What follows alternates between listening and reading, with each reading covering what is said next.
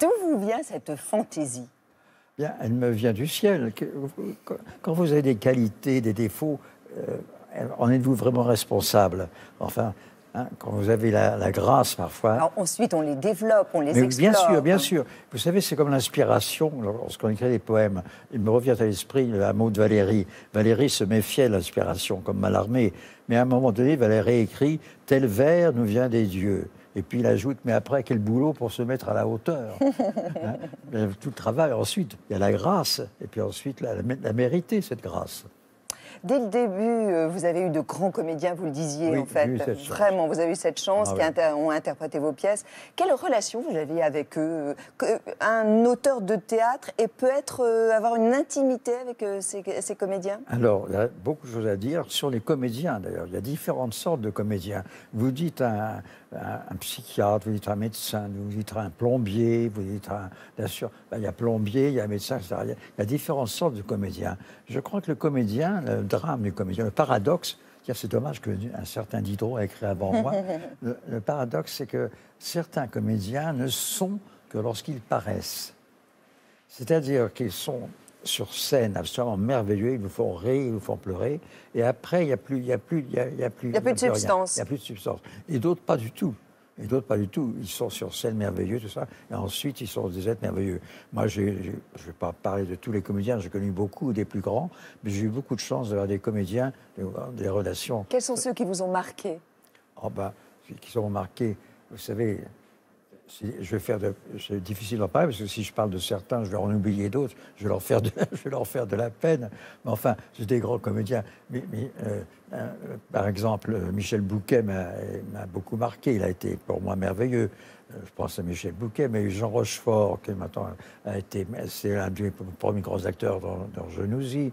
J'ai eu des gens même moins connus que Virlejeu, qui est un merveilleux acteur aussi. Bien sûr, j'ai des complicités. Par exemple, j'ai très amie Rosivart, qui était une merveilleuse comédienne, et j'étais très, très ami avec elle jusqu'à sa mort. J'ai même fait son éloge funèbre. Une pièce qui a été créée en 1965, ce sont Les branches de Sassafras. Est-ce que vous imaginiez à l'époque qu'elle allait être jouée à la télévision en 2016? Absolument pas. Absolument pas. Non, bien sûr que non. Non, bien sûr. C'est un mystère. Il y a un mystère sur les œuvres comme sur les êtres. Il y a des choses très mystérieuses, des rencontres, des hasards, ce qu'on appelle le hasard. Et j'ai eu chance d'avoir j'ai eu beaucoup de chance. René Déobaldia, qu'est-ce que vous pensez d'ailleurs du théâtre à la télévision, les captations de pièces? Écoutez, il y en a de bonnes et il y en a de mauvaises. C'est comme pour tout. Mais c'est vraiment que la télévision réduit sur un certain plan. Mais en tout cas, elle fait rayonner quand même le théâtre à des gens qui ne le connaissent pas vraiment. Donc il y a des réussites. Et puis d'autres qui ne sont pas très bonnes, ça c'est normal. Vous avez toujours été très critique avec la télévision. Vous avez écrit, alors là vous avez été vraiment précurseur, c'était en 1963, le Satire de la Villette. C'était déjà une critique, déjà à l'époque très acerbe de la télé, du star system. Qu'est-ce que vous n'aimiez pas déjà à l'époque, qui a dû s'amplifier évidemment aujourd'hui? Je ne sais pas, c'est ce qu'on appelle le règne de la quantité peut-être. C'est très... Non, c'est à la fois fabuleux. C'est comme beaucoup de choses à l'heure actuelle. La technologie, tout ça est fabuleuse, mais elle est à la fois, c'est le bien et le mal tout à la fois. C'est la façon dont on s'en sert. Mais évidemment que la télévision, c'est fabuleux. Mais qu'est-ce que vous lui reprochez? Ce que je lui reproche, c'est sa vulgarité en général, son abaissement. C'est-à-dire que pour plaire au plus grand nombre, plutôt que d'élever les gens à une certaine spiritualité, à une certaine hauteur de vue, on diminue parce que c'est plus rentable. Donc on va au plus... Voilà. Enfin, je m'exprime mal sur tout ça, mais enfin bon. Mais en même temps, ça existe, c'est là. Vous savez, c'est toute la question c'est que l'humanité n'a jamais été très... Vous savez, Homo homini lupus, c'est une vieille histoire. L'homme est un loup pour l'homme. Il y a toujours eu des choses abominables. Mais avant, il y avait continuité avec opposition. Et maintenant, avec la technologie, il y a rupture. Nous sommes dans la rupture. Et c'est très compliqué. Avec une absence de partage? Non, c'est autre chose, c'est un autre monde. Vous parlez de nombrilisme aussi? Il y a ça aussi, mais je veux dire, non, nous sommes avec la technologie dans quelque chose de fabuleux et en même temps d'inhumain. Il y a une déshumanisation en même temps. D'ailleurs, dans Perles de vie, Oui. vous dites la télévision, ce chewing-gum pour l'œil. Oui, j'aime beaucoup ça. Je m'excuse. Eh oui. Vous évoquez aussi l'Assemblée des muets. Ah, bah oui. Eh oui. Eh oui. Mais oui, parce que quand même, avant, il y avait une famille, on se réunissait, il y avait des histoires, on comptait, il y avait des échanges, des dialogues. Maintenant, même les mots, ils sont fixés sur la télé. Hein, une assemblée de muets. Comment vous vous informez? Comment je m'informe? Je suis forcé d'être informé de tous les côtés des informations. Et alors comment? Si vous ne regardez pas la télé? Si je regarde quand même la télé, puis je prends les journaux quand même. Donc, je suis quand même de ce siècle, quand même, je ne suis pas complètement mort. Vous êtes connecté aussi? Pardon? Vous êtes connecté aussi sur Internet? Vous avez un ordinateur? Non, vraiment, je date de la guerre de 100 ans, il faut bien le dire. Alors tout ça m'échappe, je dois le dire, m'échappe totalement. Vous le regrettez? Vous auriez aimé être initié à l'informatique? Bien sûr que c'est une chose épatante, c'est une chose merveilleuse. Bien sûr, je le regrette, mais enfin, c'est un peu dur à mon âge de me remettre, c'est comme si je retournais à l'école un peu. Qu'est-ce que représentent ces perles de vie Alors, signées des autres? Mais oui.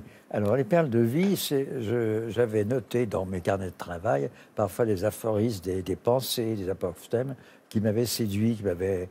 Voilà. Et je me retrouve dans le bureau de mon cher éditeur chez Grasset, Olivier Nora, et quelques-unes me viennent à l'esprit, et je lui en parle, qui était très, très, très drôle, très particulière. Et lui-même me dit, ah, René, si vous pouviez en trouver bien d'autres, on pourra faire un petit recueil.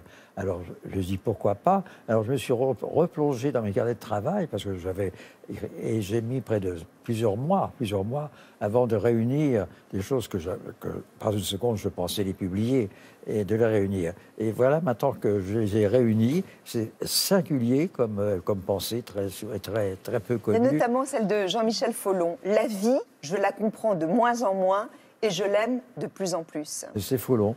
Voilà. Est-ce que c'est vous aussi? Ah non, moi j'ai écrit 2, 3. Mais est-ce que vous pourriez dire ça? La vie, je la comprends de moins en moins et je l'aime de plus en plus. Non, je ne peux pas dire ça. Moi, je dirais que la vie, je ne la comprends pas du tout. Je suis comme Socrate. Je suis comme Socrate qui, à la fin de sa vie, je ne sais qu'une chose, c'est que je ne sais rien. C'est Socrate.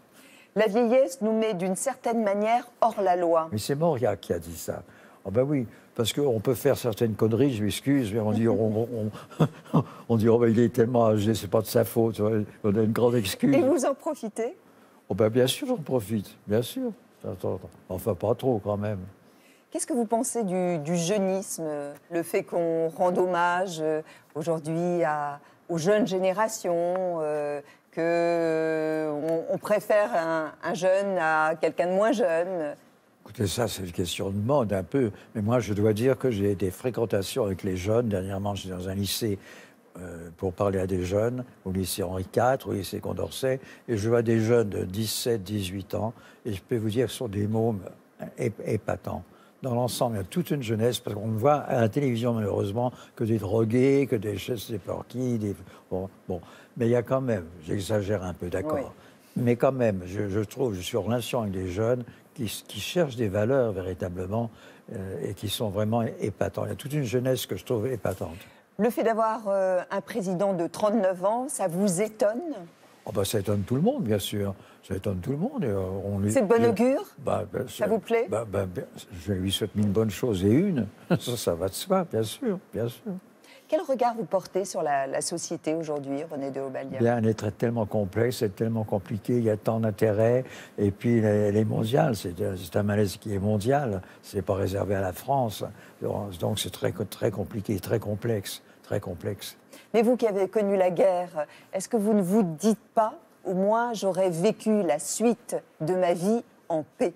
Oui, bien sûr, je dis ça, mais je suis inquiet pour l'avenir, je suis inquiet pour mes enfants, bien sûr. Parce que vraiment, l'avenir me paraît un peu difficile.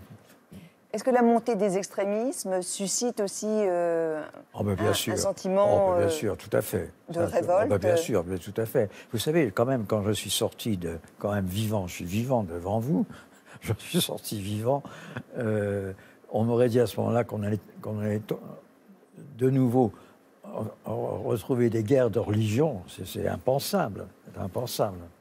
Ce qui veut dire que l'humanité ne s'améliore pas. Ben, l'humanité, comme je vous le disais, ne s'est jamais vraiment améliorée.